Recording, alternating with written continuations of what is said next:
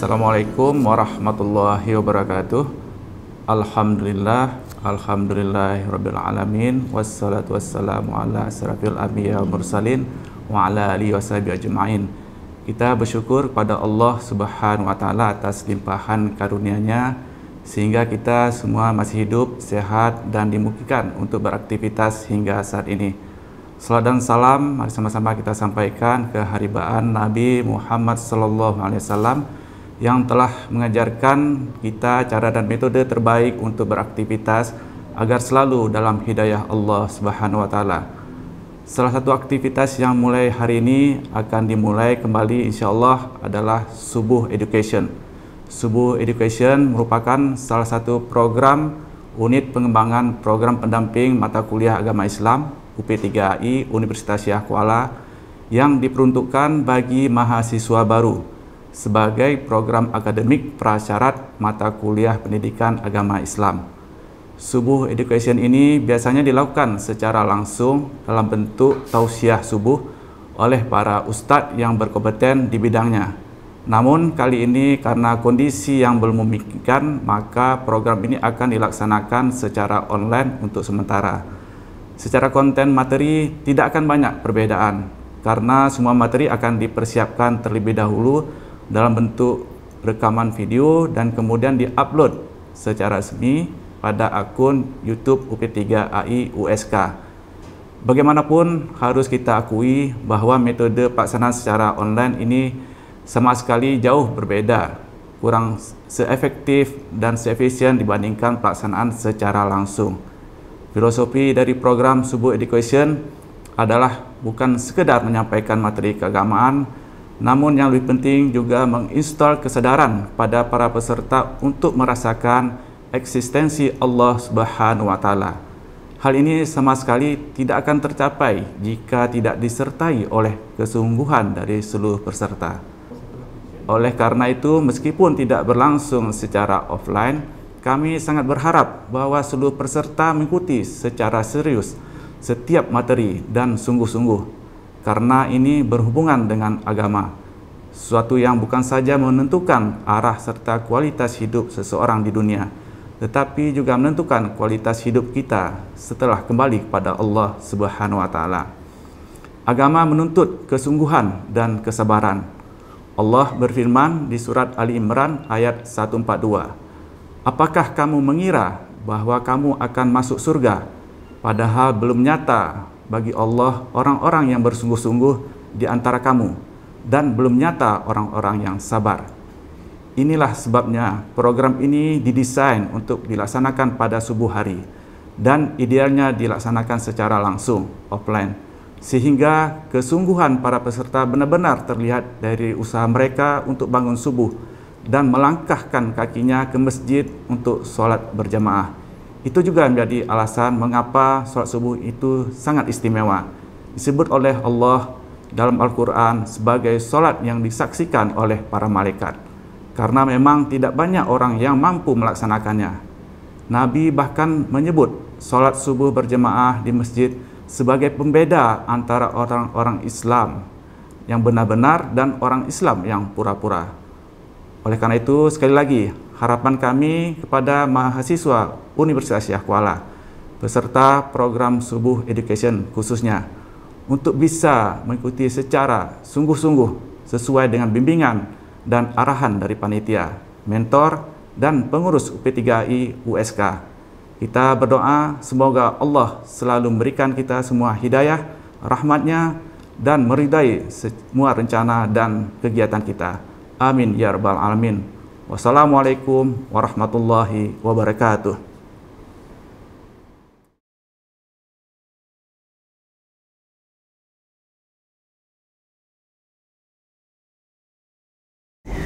Bismillahirrahmanirrahim. Assalamualaikum warahmatullahi wabarakatuh. Alhamdulillahirabbil alamin alladzi an'ama 'alaina bi ni'matil iman wal islam. Asyhadu an la ilaha illallah wahdahu la syarikalah wa asyhadu anna Muhammadan 'abduhu rasuluh. Allahumma shalli ala sayyidina Muhammad wa ala alihi wa ashabihi ajma'in.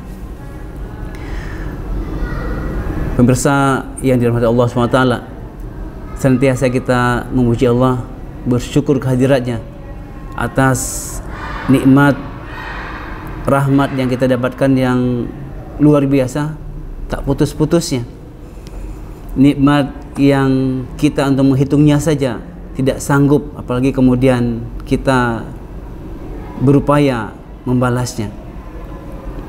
Di antara berbagai banyak sekali nikmat yang Allah berikan kepada kita, yaitu nikmat yang sangat agung,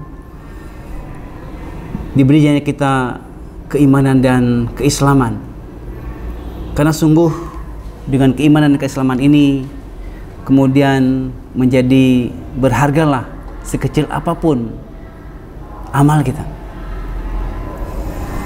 Dan Islam yang kita anut, yang kita kemudian di dalamnya sungguh memberikan suatu ruang lingkup yang luar biasa, semuliahnya, keutuhannya, ya, mengcover semua aspek yang bukan hanya berbicara dalam tataran hubungan kita dengan Allah Al-Khaliq dalam bentuk penghambaan kita, dalam bentuk ibadah kita, tapi juga agama ini mengatur bagaimana kita berinteraksi dengan manusia, yang di dalam manusia itu ada berbagai kategori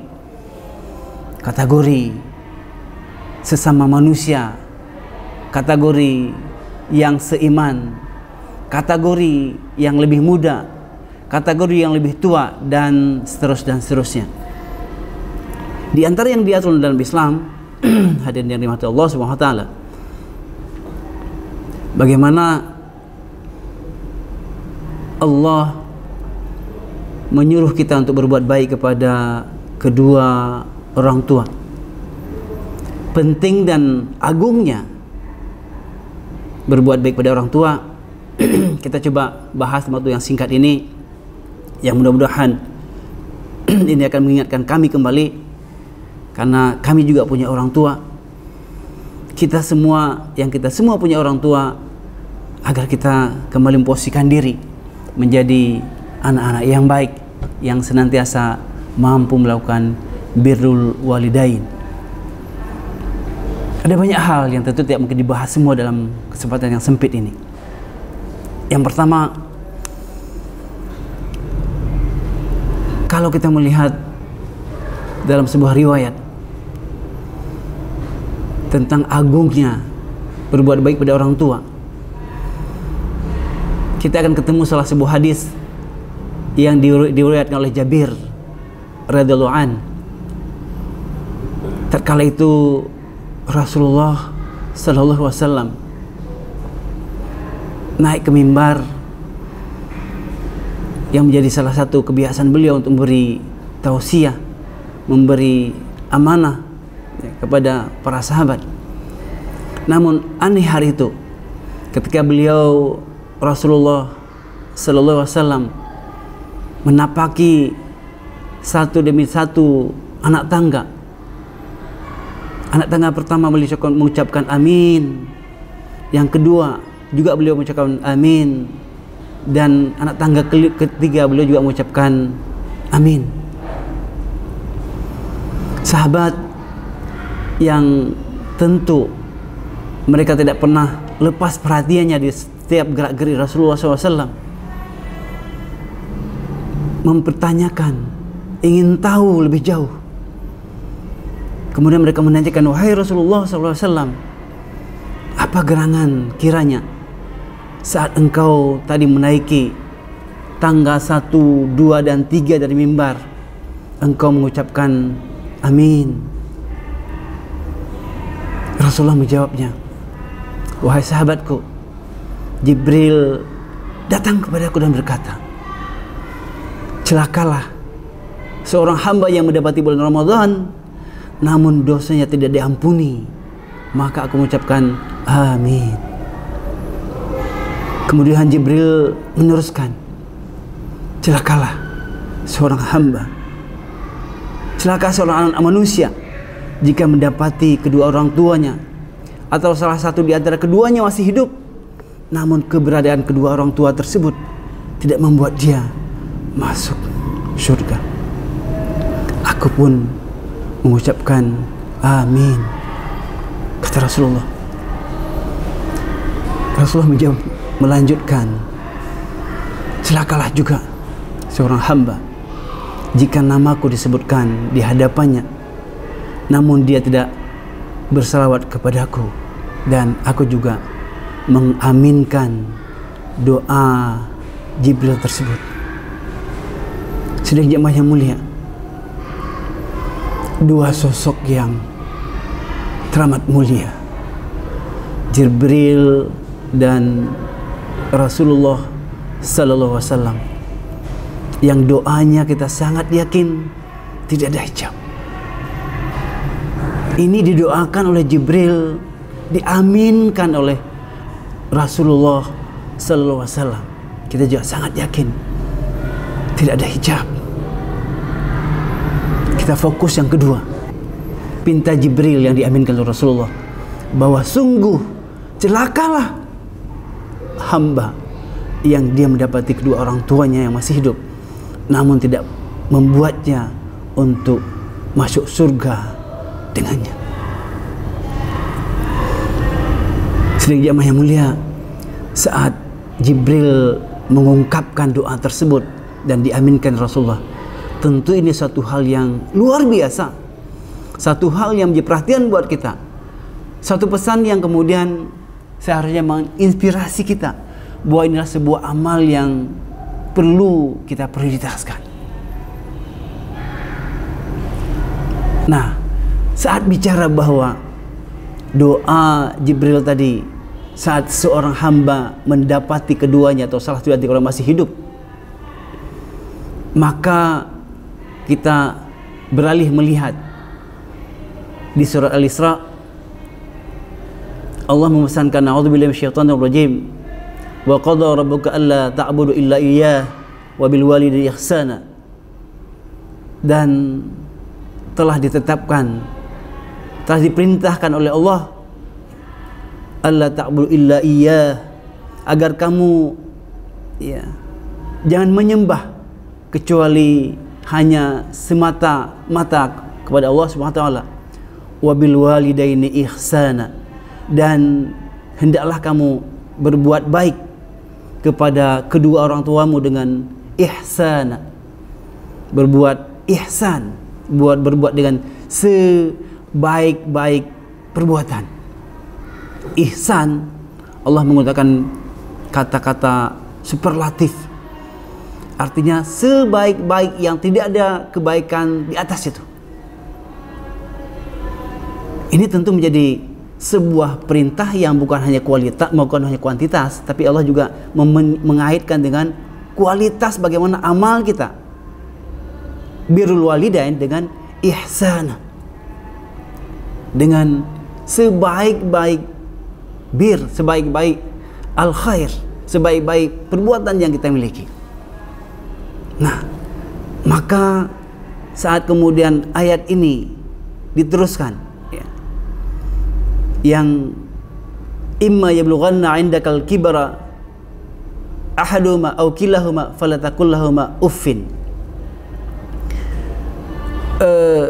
Jika salah satu di antara keduanya atau kedua-duanya sampai berumur lanjut,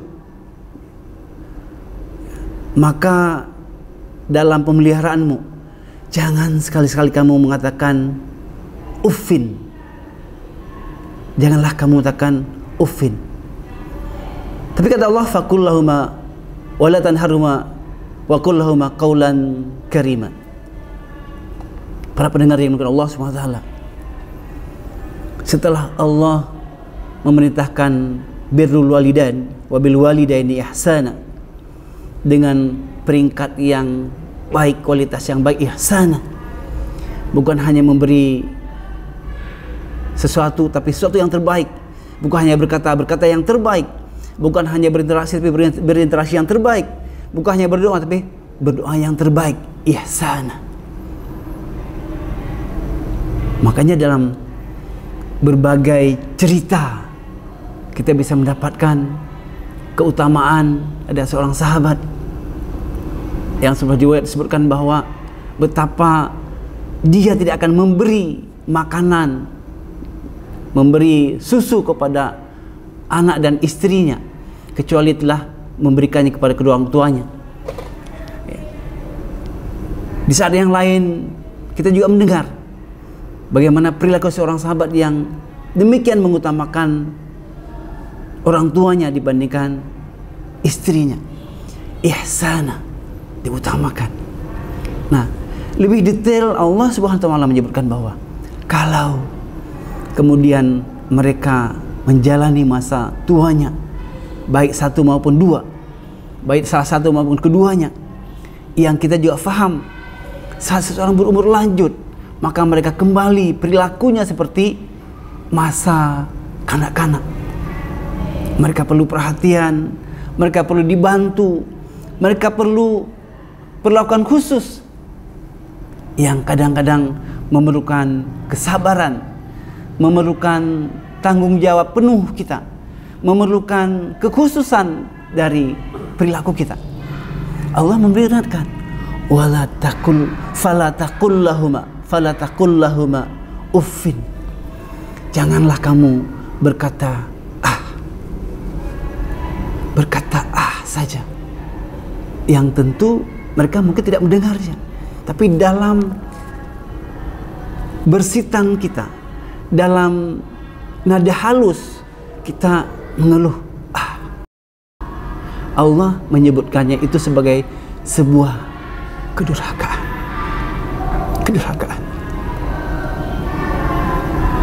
Sri Jemaah yang mulia, demikian detail, rinci sekali Allah memerintahkannya.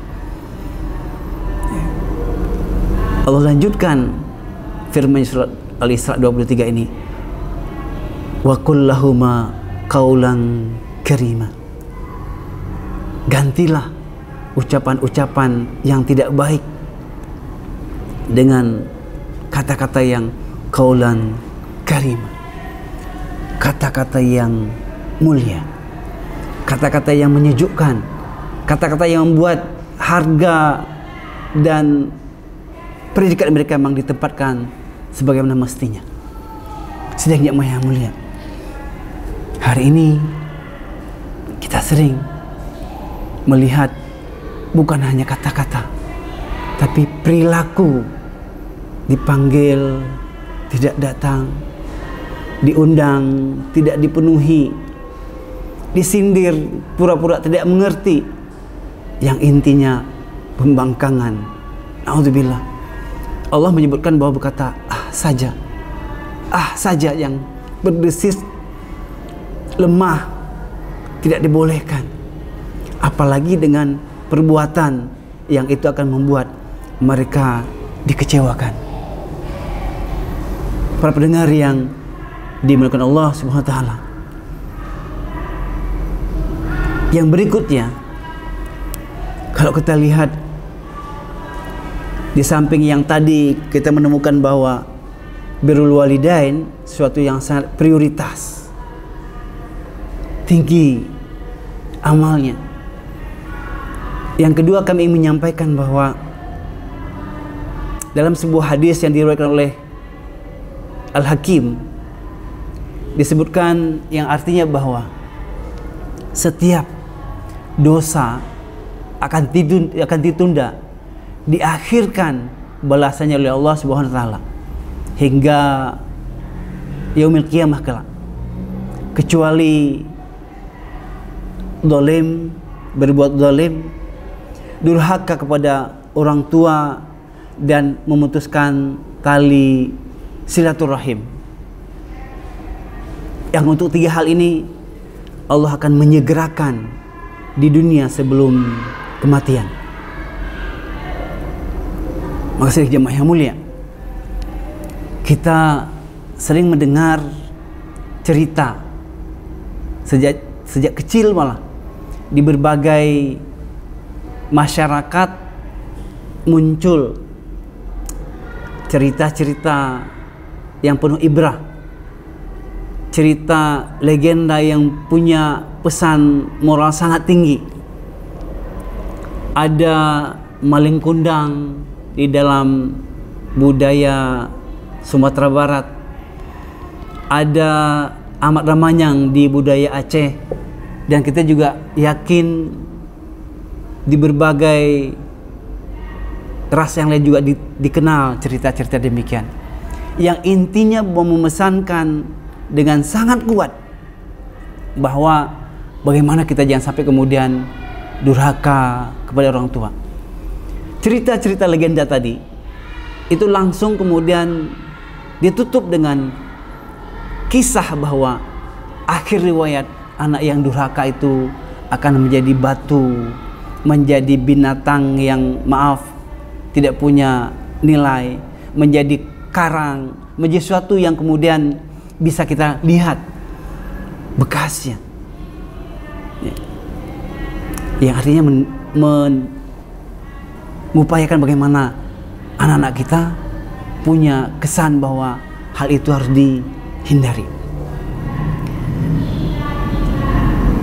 Dan sebaliknya, saat kita berbuat baik kepada orang tua, birrul walidain, Allah juga akan balas sejak di dunia. Malah kalau kita lihat di dalam cerita budaya di luar Islam pun, di luar Islam pun itu dikenal cerita-cerita bahwa kalau berbuat baik kepada orang tua maka akan dibalas. Makanya tidak heran kalau kita jalan-jalan di mall, ada etnis tertentu yang dia demikian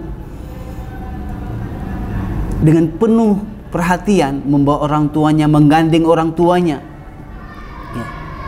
jalan-jalan di mall, memperlakukannya seperti dia diperlakukan waktu kecil dulu.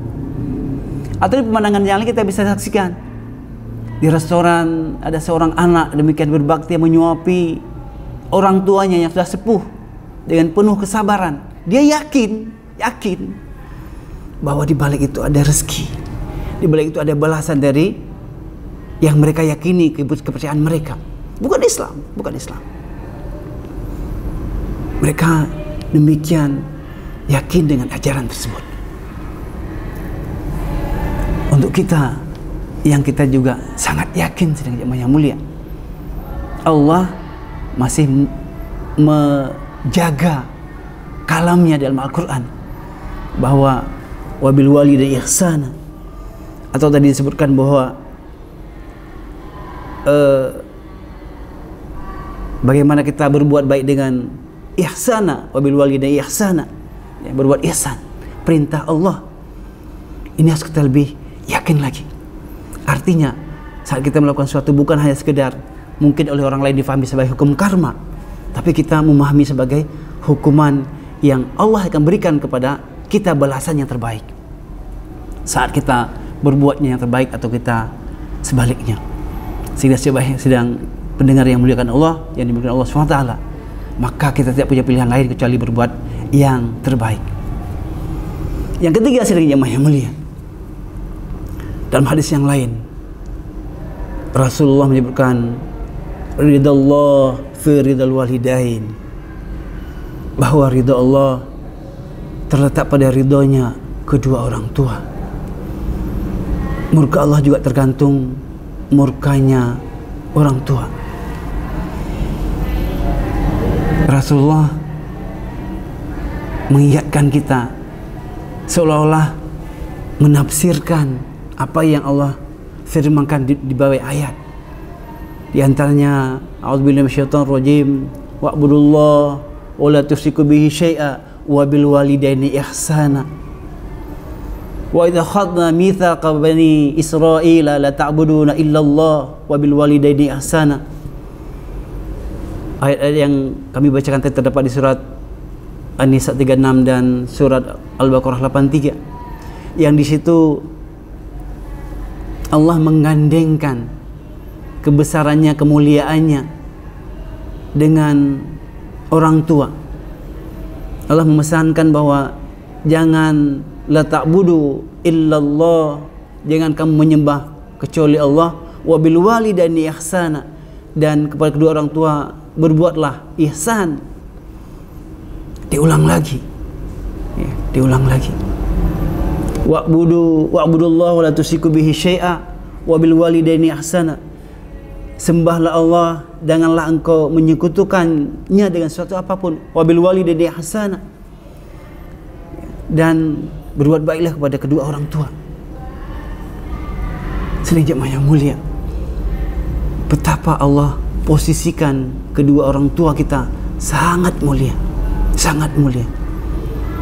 Kalau kemudian kita menyepelekannya, kita menyepelekan perintah Allah, sekaligus kita tidak menghargai perintah Rasulullah,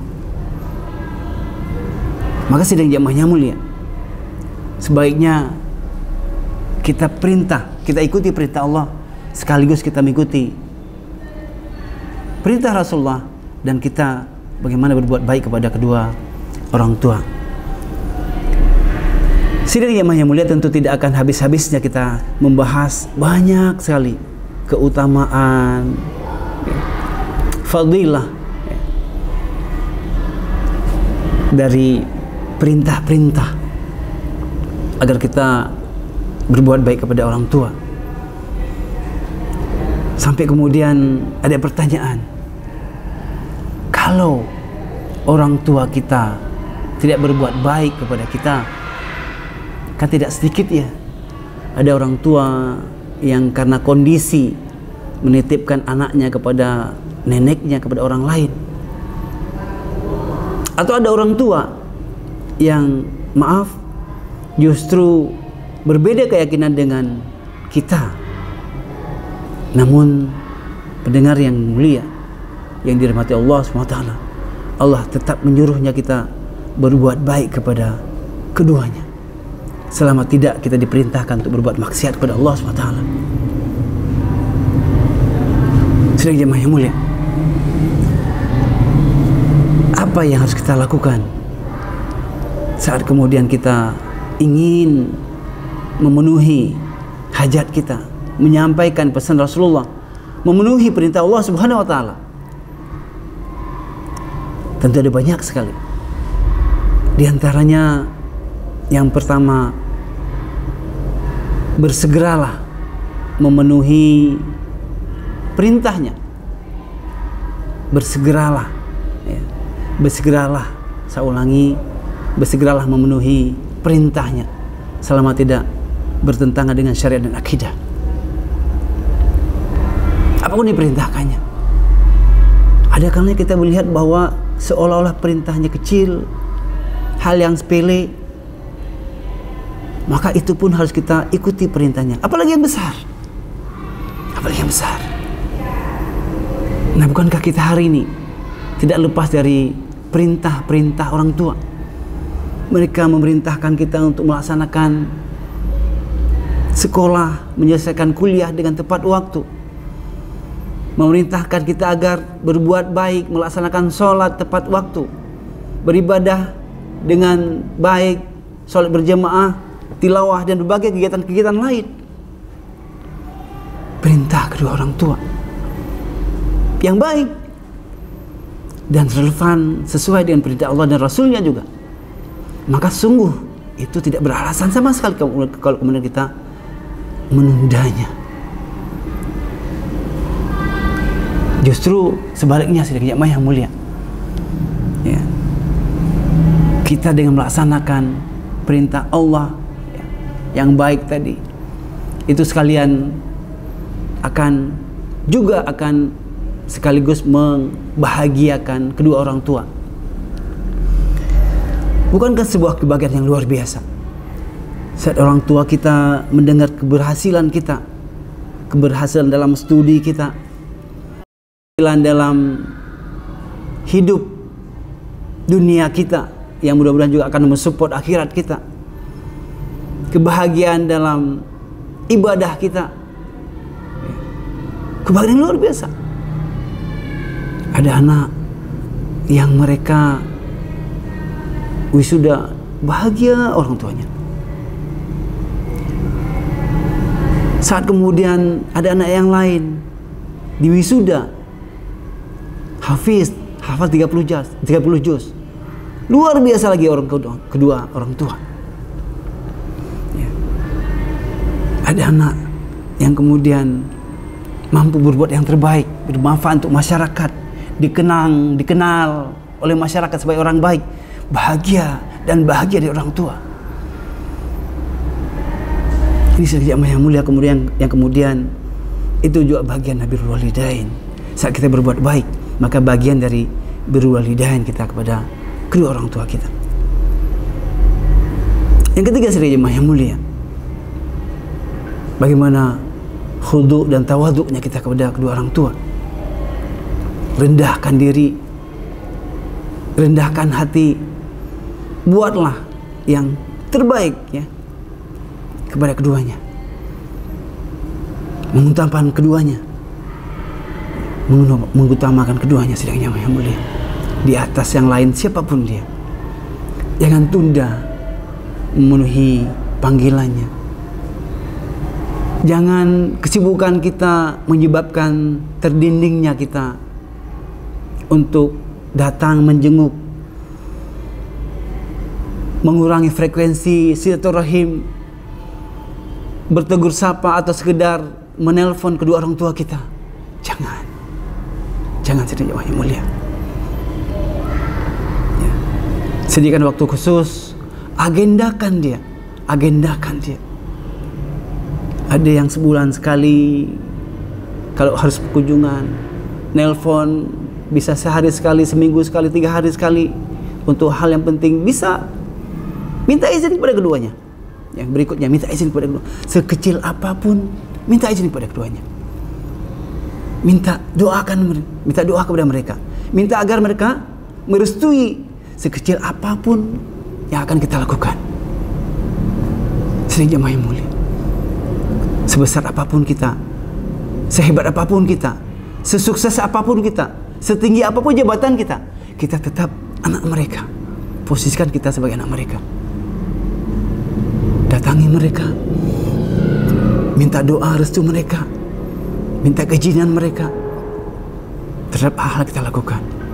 Sebuah kelegaan saat kita menghargai mereka sedikit yang mulia. Berikutnya yang harus kita lakukan adalah senantiasa doakan mereka. Senantiasa doakan mereka. Sewaktu mereka masih sehat, apalagi kalau kemudian mereka telah berpulang, maka tinggal itulah yang kemudian menjadi jalinan kasih kita. Yang berikutnya sedikit yang mulia, saya tidak ingin menyebutkan sebagai yang terakhir karena banyak yang lain. Senantiasalah hadiahi mereka kalau mereka telah meninggal. Ya setelah meninggal pun maksud saya, hadiahi mereka dengan perbuatan baik, sedekah rutin yang kita niatkan kepada mereka, amal soleh tertentu yang kita niatkan kepada mereka, yang insya Allah akan sampai. Sering jamaah yang mulia, sungguh sebuah hal yang luar biasa yang Allah perintahkan kepada kita untuk berbuat baik kepada kedua orang tua. Maka jangan tunda, jangan anggap kecil, dan justru Allah memerintahkan dengan ihsana, dengan yang sangat amat terbaik, prioritas yang luar biasa tingginya. Maka jangan kita kecilkan sedang yang mulia. Mari jangan tunggu lagi untuk kita segera mengagendakan berbuat birrul walidain yang dengan amalan yang terbaik yang kita miliki. Mudah-mudahan Allah mudahkan kita berbuat baik kepada kedua orang tua, dan kita juga mampu memfasilitasi generasi muda kita, anak-anak kita, cucu-cucu kita, bagaimana kemudian mereka juga mampu berbuat yang terbaik kepada orang tuanya, sehingga akan terjadilah senantiasa berbuat baik yang terus menerus, yang itu Allah akan ridha dengan yang baik tersebut. Demikian, mudah-mudahan yang sedikit ada manfaatnya, dan Allah mudahkan kita berbuat yang terbaik, yang kemudian Allah catat juga sebagai amal soleh buat kita, dan kemudian kita semua dikumpulkan oleh Allah SWT dalam surga yang tinggi insyaallah. Hadanallahu iyyakum ajma'in. Assalamualaikum warahmatullahi wabarakatuh.